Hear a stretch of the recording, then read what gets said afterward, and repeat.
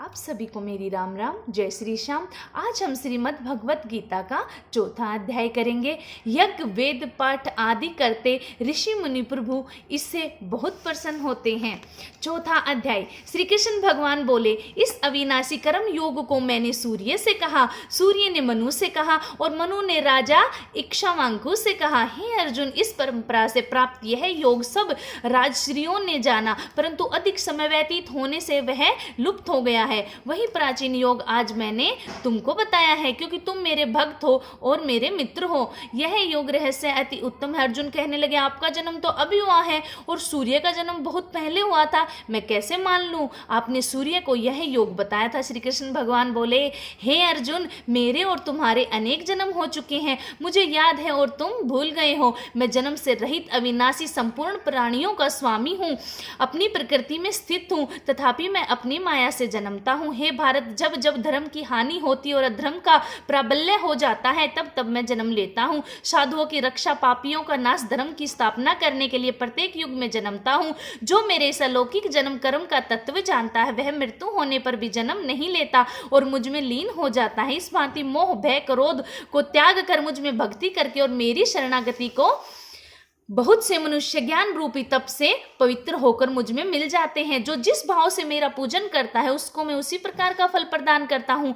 हे पार्थ, मनुष्य सब प्रकार से मेरे मार्ग का अनुसरण करते हैं, अर्थात वह चाहे जिसकी सेवा करे वह मेरी ही सेवा करते हैं। मनुष्य लोक में कर्म सिद्धि की इच्छा करने वाले देवताओं का पूजन करते हैं, क्योंकि इस लोक में कर्म की सिद्धि शीघ्र होती है। मैंने चारों वर्णों की सृष्टि अपने अपने गुणों और कर्मों से की है। सृष्टि का कर्ता मैं ही हूँ, तथापि मुझे अकर्ता अविनाशी जानो।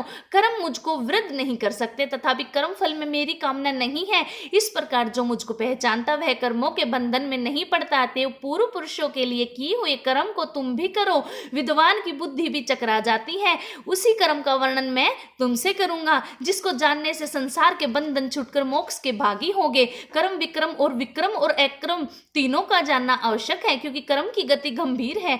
हे अर्जुन, जो कर्म करने की कोई कामना नहीं रखता है और जिसके समस्त कर्म ज्ञान रूपी अग्नि से भस्म होकर निर्मल हो गए हैं, उसको पंडित कहते हैं। जो कर्म फल की आशा छोड़कर करता है और उसमें आसक्ति भी नहीं रखता है और विराश्रय ही संतुष्ट रहता है, ऐसा मनुष्य कर्मों से घिरा रहने पर भी मानो कुछ नहीं करता। देवयोग से जो कुछ मिल जाए उसी पर संतुष्ट रहता है, जो हर्ष शोक आदि द्वंद्वों से मुक्त है तथा किसी से ईर्ष्या नहीं करता। कर्म की सिद्धि या सिद्धि में भेद नहीं समझता, वह कर्म करता हुआ भी उसमें नहीं बंधता है। जो फल की इच्छा नहीं रखता वह वासना से दूर हो गया है। ज्ञान में जिसका अचल है, जो यज्ञ के कर्म करता है, वे सब कर्म लुप्त हो जाते हैं। हवन का पदार्थ भी ब्रह्मा है, आहुति देने वाला भी ब्रह्मा है। इस प्रकार जिसकी बुद्धि में सब कर्म ज्ञानमय है, उसको ब्रह्मा प्राप्त होता है। कोई कोई कर्म योगी देवताओं की पूजा करता है और ज्ञान योगी ब्रह्मा रूप अग्नि में यज्ञ रूप से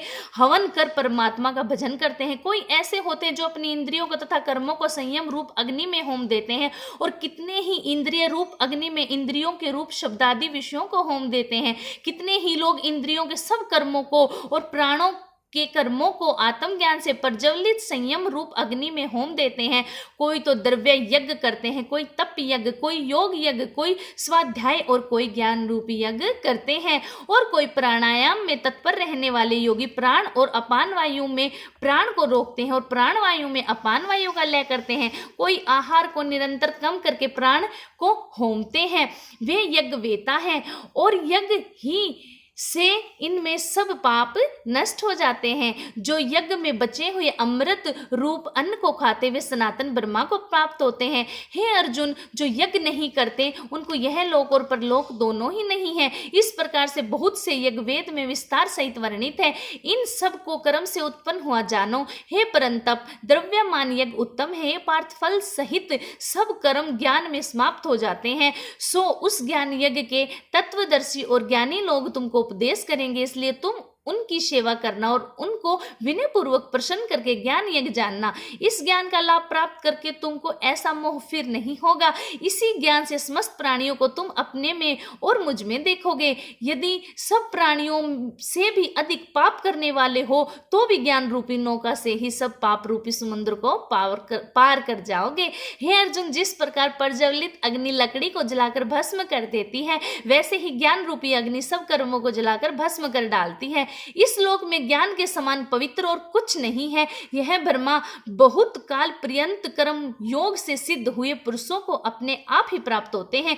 जो श्रद्धावान पुरुष इंद्रियों को जीतकर ब्रह्मा ज्ञान में लगा रहता है, वह ज्ञान को प्राप्त होता है और ज्ञान को पाकर अल्प समय में शांति को पा जाता है। अज्ञानी, श्रद्धा रहित और जिनके मन में संदेह है, ऐसे जो पुरुष हैं वह नष्ट हो जाते हैं। जिनके मन में संदेह रहता है उनको यह लोक परलोक और सुख कुछ भी प्राप्त नहीं होता। जिसने परमेश्वराधन और निष्काम कर्म योग के आश्रय से कर्म बंधन त्याग दिए हैं, हे अर्जुन, उस आत्मज्ञानी पुरुष को कर्म नहीं बांध सकते। अतएव अज्ञान से उत्पन्न हुए चित्त के इस संयम को ज्ञान रूपी तलवार से काटकर मेरे बताए हुए कर्म योग को करने के लिए प्रस्तुत हो जाओ। इति श्री भगवत गीता शुभ ब्रह्मा विद्या योग शास्त्रे श्री कृष्ण अर्जुन संवादे आत्म संयम योगो नाम चतुर्थो अध्याय। चौथे अध्याय का महात्म। भगवान विष्णु जी बोले, हे लक्ष्मी जी, जो पुरुष श्री गीता जी का पाठ करते हैं उनके स्पर्श मात्र से अदम देह छूटकर मुक्ति को प्राप्त होते हैं। लक्ष्मी जी ने पूछा, हे महाराज, श्री गीता जी के पाठ करने वाले को छूकर भी कोई जीव मुक्त हुआ है? तब श्री भगवान विष्णु जी ने कहा, आपको मुक्त हुए एक पुरातन कथा सुनाता हूँ। भागीरथी गंगा जी के तट पर एक काशीपुरी नगर था। वहां एक वैष्णव श्री गीता जी के चौथे अध्याय का पाठ किया करता था। एक दिन वह साधु वन में गया। वहां बेरियों के 2 वृक्ष थे, उनकी बड़ी छाया थी। वह साधु वहां बैठ गया और बैठते ही उसको निंद्रा आ गई। एक बेरी से उसके पांव लगे और दूसरी बेरी के साथ सिर लग गया। वह दोनों बेरियां आपस में कांपकर पृथ्वी पर गिर पड़ी। उनके पत्ते सूख गए। परमेश्वर की इच्छा से वह दोनों बेरियां ब्राह्मण के घर 2 पुत्री हुई। हे लक्ष्मी जी, बड़े उग्र पुण्यों को करने से मनुष्य देह मिलती है। फिर ब्राह्मण के घर जन्म लेकर उन दोनों लड़कियों ने तपस्या करने आरंभ की।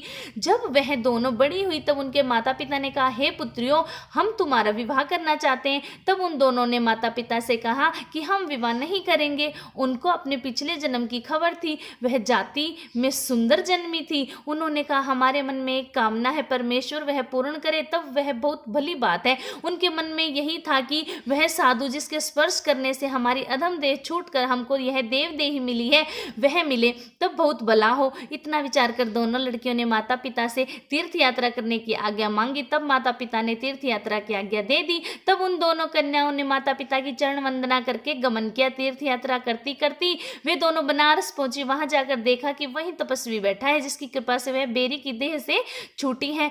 तब दोनों कन्याओं ने उनके चरण वंदना करके विनय करी, हे संत जी, धन्य हो, आपने हमको कृतार्थ किया है। तब उस तपस्वी ने कहा, तुम कौन हो? मैं तो तुम्हें नहीं पहचानता। कन्याओं ने कहा, हम आपको पहचानती, हम पिछले जन्म में बेरियों की योनि में थी।